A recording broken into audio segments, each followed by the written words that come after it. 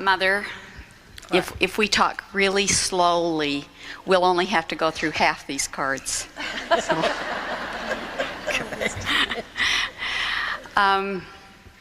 Why don't you just begin, Mother? It's on your cards. Why don't you just do what's on your cards? I don't have a beginning here. Oh. Well, then just do the... do whatever's here. That's the way it goes with us. Nothing ever works out. Well, first of all, I'm just absolutely overwhelmed with the number of people here. Don't you folks have anything to do?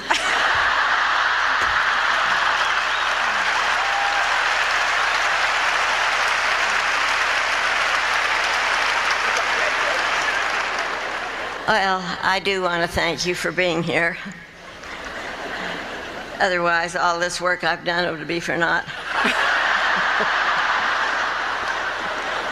Thank you for being here and bringing such a wonderful feeling of really true friendship with you. Okay, this is me. you.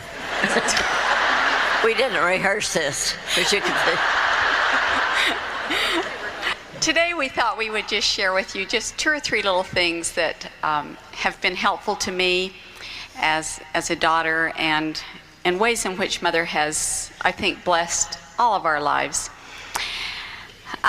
Mother has been a great source of wisdom and strength to me, as I think most mothers are to daughters.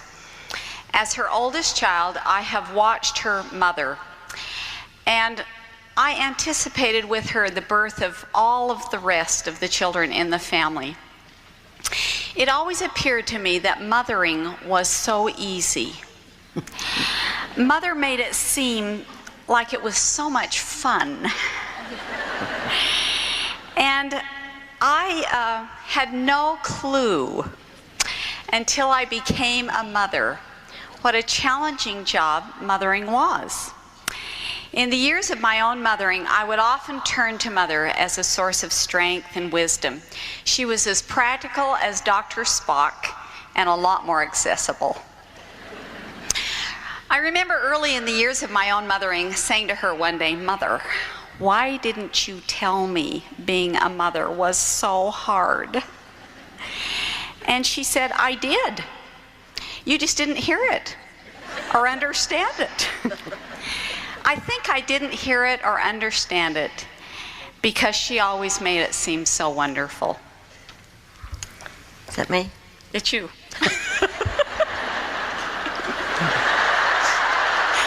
Make it sound wonderful, Mother. I think I better go home.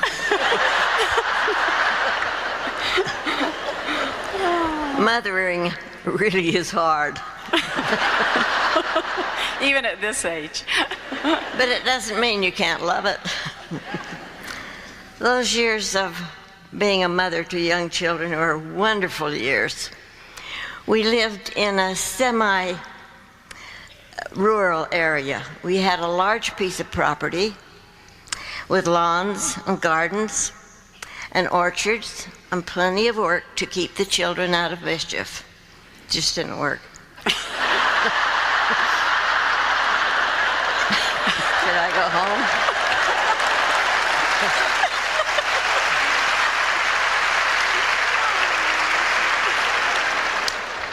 Especially wonderful were the summers when the children were young and home, where I could be the boss. I did my best to keep those summers unstructured when they were young, so they'd have time to explore and lie on their backs and listen to the birds. They built tree houses and ran through the fields. They spent their summer nights playing Run Sheepy Run and Kick the Can.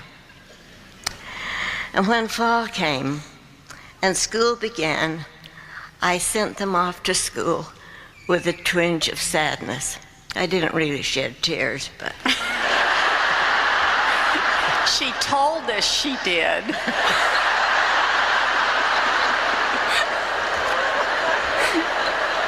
I hope that all of you find joy in your children. If not, you're in trouble. We may not be able to provide everything for them. We may not be able to take them on exotic vacations. That doesn't matter. Am I speaking into this? Yeah, you're supposed to be. Okay. Can you hear me? Okay. You may not be able to take them on oh, I said that. But it does. When it's fun. It's good I brought her. Oh. Mother, we've got to get serious here. I can't. I don't know how. When it's cloudy and wet, read a book together. Have you ever done that? That's a good idea. Or even better, make something good to eat. Give them time to explore and learn about the feel of grass and the wiggliness of worms. It's wonderful. One summer day, our oldest boy, I think he's here today, so I better be careful what I say, he turned up missing. There was work to be done, and as the hours ticked away, I practiced the speech I would give him when he came home at mealtime, which I knew he would. Finally, when he came, I said, "Where have you been?" And he said, "Down in the hollow." "And what have you been doing down in the hollow?" I said. "Nothing," he replied. For some reason, I did not pursue the conversation. Years later, I had reason to be glad. He was home from his mission and a senior at the university. It was test week.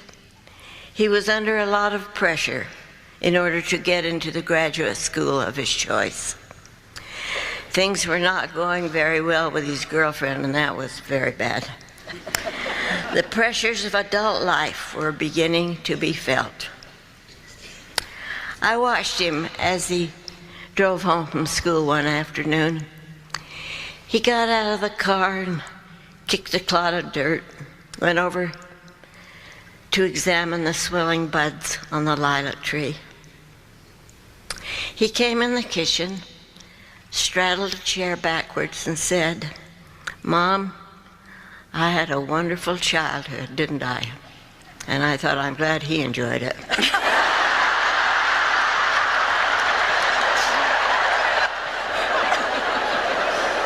Well, I said to him, "I hope you did have a wonderful childhood. You did complain a lot about all the work you had to do." "Oh, it was wonderful," he said. "Those long summer days when you could lie on your back in the hollow and listen to the birds sing and watch the ants build their castles." I always wondered what he was doing out there. The memory of a piece of a summer's day sustained him when the pressures of adult life began to crowd in. Mother, I remember when my own children became teenagers and their emotions were all over the charts. And I realized that I could only be as happy as my saddest child. And one day it came to me that for the rest of my life I would be sad. Because someone would always be down. And with your classic sage wisdom, you said, "This is true. But at the same time, you must not forget that the greatest joys you will ever know will come from your family. And those too will be endless." Jewish women have a wonderful way of bidding each other goodbye. They don't say goodbye, they don't say adios, they say, "Have joy in your children." And so I would say to all of you, have joy in your mothering. I know it's hard, but try.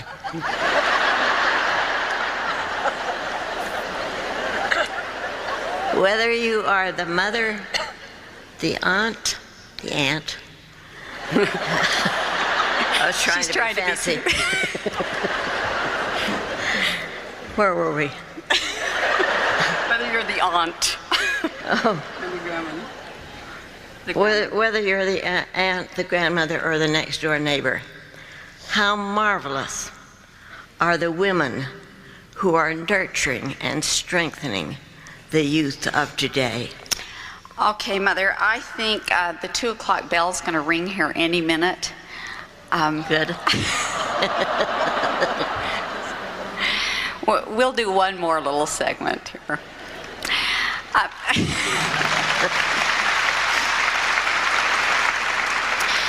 Mother's faith has always been simple and practical. It is a pure kind of faith, uncluttered by philosophical views. Her faith has always sustained her and us.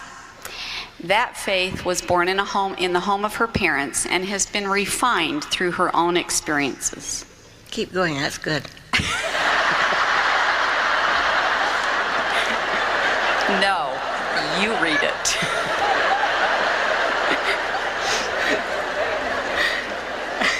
I did grow up in a family of faith. My mother and father were people of great faith. They practiced that faith, and they took opportunities to share it with us. Each 24th of July during my growing up years, my father would take all of us children up to the little mountain in Emigration Canyon, to the place where the pioneers came over the hill into the Salt Lake Valley. We would sit on the rocks while he told us the story of his mother, Mary Goebel, and the suffering she experienced as part of that ill-fated Martin handcart company, which was caught in the early winter storms as they made their way to join the saints in Zion. Her feet were frozen, and her toes were removed with a butcher knife and a saw. Father did not moralize, and he did not lecture, but the love and appreciation he had for his mother's faith were transferred to our impressionable hearts. Mother's practical faith pulled us through a number of crises. One summer when we were young children, we rented a small cabin in Brighton. Mother took the children to Brighton, and we left Dad home because he had a pressing deadline on a piece of writing that he was doing. We thought it was wonderful to just go with Mother and have these few days. One morning we packed a lunch and we hiked up to Twin Lakes, and we got about 3/4 of the way around the lake when the trail suddenly came out of the woods and came right to the water's edge, where it dropped off a little precipice right into this deep water. Now Mother, whose fear of water causes her to be borderline aquaphobic, took one look at that water and panicked. She knew that one by one we would fall off the edge into the deep water and she would never see us again. But short of turning around, there was no other way to go except down that little cliff toward the water. As we stood pondering this situation, she gathered us together. We knelt in the dirt around a log while Mother offered a prayer with a particular plea that we could get through this impasse without falling into the water. With that renewal of faith, Mother then helped us negotiate the precipice, and we lived to tell about it. Well, I've always felt that if you believe in something, you better practice it. And I have seen that happen in the lives of members of this church all over the world. Faith brings miracles, and those miracles are occurring in this church every day. I well remember back in 1960 when the work was started in the Philippines.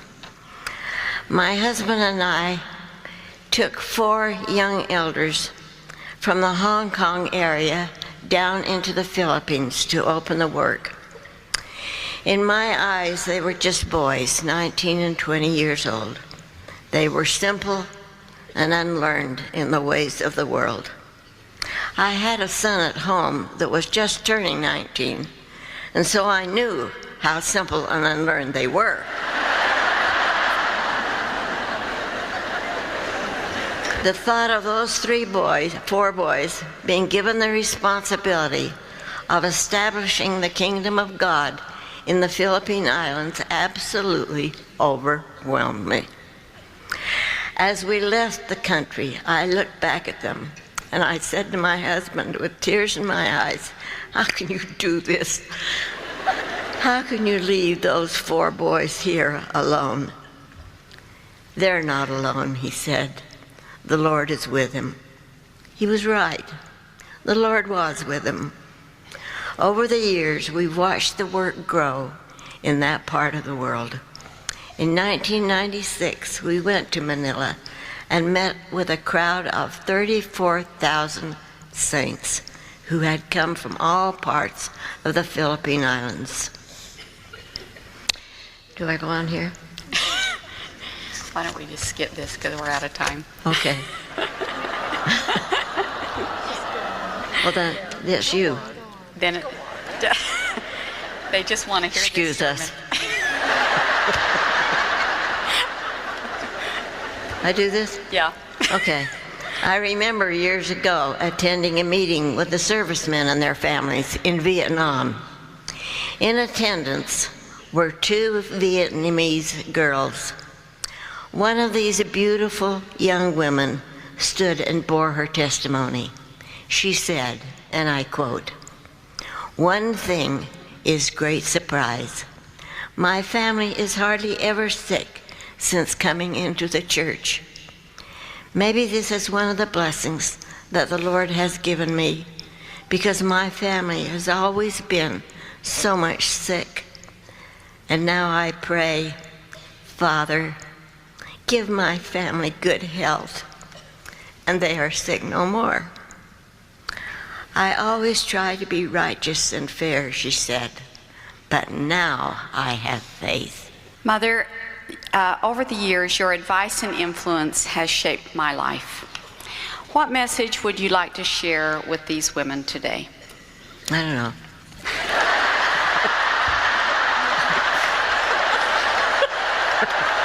This woman is out of control. Don't worry, I've got it written here.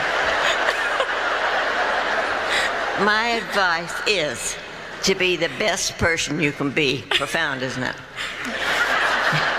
You remember in the story of Esther when Mordecai asked Esther to go to the king in an effort to save her Jewish people from destruction.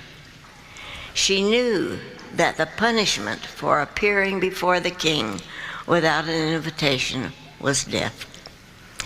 Mordecai responded to her by saying, "Who knoweth whether thou art come to the kingdom for just such a time as this?" That message, I think, applies to each of us. Women today find themselves in very different circumstances. We may ask, is life fair? Was this what I was born to do? We ask that all the time, don't we, Mother? Mm-hmm. We do.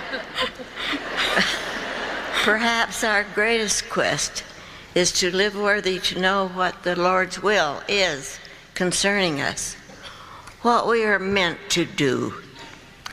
Some of us are married, some of us are not, and fortunately, I mean.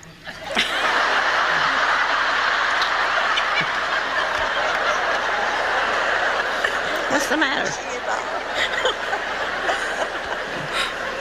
Where are we now? Some of you. Just start her. Some women are leaders. That's a profound statement. This church is full of them. Bright, capable women who are doing wonderful things. Okay, now down here, during World War II. During World War II, oh, he made me skip some. During World War II, we were encouraged to plant gardens, not only by the church, by the government. My husband dug 3,000 holes in the property next to our house, and he planted 3,000 tomato plants. You can just guess what that did to me.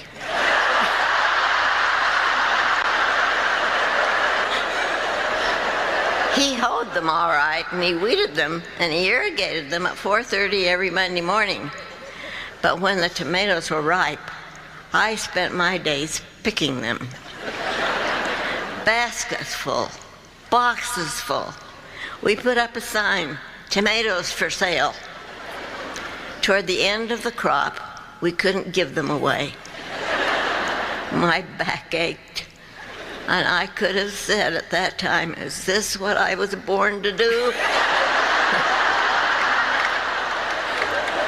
But the tomatoes went on people's food shelves, and the money we were paid for them, paid the taxes on our home that year, and gave us shelter for our children. Our efforts had made a difference. Now, can I have another minute? Please, take all the time you want. Well, I'm glad. Because I wanted to tell you about Nellie. Nellie was my grandfather's sister. She never married. And she kind of thought that her life was a waste because she had no posterity. She was a nurse. And when mother's babies were born, she would come up from her home in American Fork, and she'd move in with us for a week or two, and she'd take care of mother and the baby. When my mother was 91 and was floating in and out of consciousness during her last illness, she kept saying, "Oh, if only Nellie were here. She could make me comfortable." I've thought about that a great deal. We all have our place. We all have our own unique opportunity to make someone happy and comfortable. The gospel calls us to stretch ourselves, to embrace our talents, to concentrate on our strengths, to be productive, and to reach our full potential. Let us not waste our time in bitterness, saying, "Is this what I was born to do?" But rather, as Esther was asked, "Who knoweth whether thou art come to the kingdom for such a time as this?" We are all in this together, and oh, how we need each other. Those of us who are old, we really need you who are young. And hopefully you who are young need us who are old. We need to renew our faith every day. We need to lock arms and build this kingdom together. Be thankful and be glad. The Lord loves you, and He will bless you. In closing, may I just express our appreciation as a family to the Faust and the Monsons, who are so supportive and who are so helpful to Mother and Dad. They are such a blessing in our lives. How we love and appreciate them, and how I love Mother. You can tell. We have a very wonderful and fun relationship, and we so appreciate what she has done for us in our lives as our matriarchal leader and as our example. Thank you, Mother. Keep going. I'll keep going.